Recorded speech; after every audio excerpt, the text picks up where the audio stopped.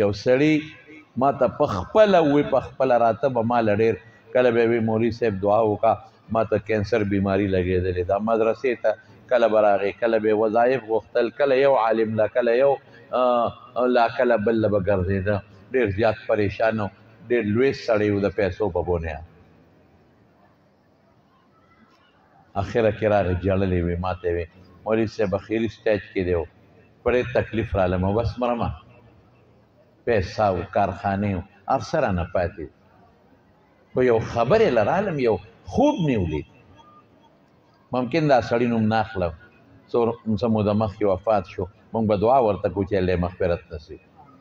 او الله د آخرت خوشحالۍ نصیبوي دعا به ورته کوو ما ته وایي چې مولوي صاحب خوب مې ولید تا له خوب متعلق راغله او خوب بالکل یقیني دی وایي په خوب کې یو سړی ما ته وخو یو نیک سړی نوم یې نه علم وایي هغه له لاړم وایي ما ورته وایي چې ما ته دعا وکړه چې ما خدای جوړ کړي بیماره اوس خوب یې نه وایي ما ته هغه په جواب کې وایي چې بالکل دعا به درته وکړم جوړول د الله په لاس کې دي خدای به دې جوړ کړي جوړول که قسمت کې دي جوړ به دې شي ګنې د الله خوښه ده اوس خوب کې راته وایي خو تا یو ډېره اهم غلطي یو وخت کې کړې ده حق ټیم د الله فیصله در رانیولې دنیا کې زور درکوي تا یو وخت کې یو اهم غلطي کړې ده په هغې غلطۍ الله رانیولې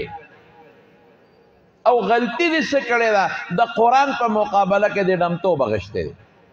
سړی خوب کې راته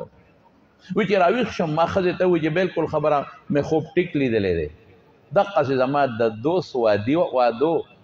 او هغې وی موږ پکې تقریب کوو او موږ پکې ملایان راولو او ناتخواني کوو ما وی نه بالکل نه پروګرام به زه ډولې کوم او ما ډمې راوستې هغې کې مې وګډوي خوب کې راته ویل شي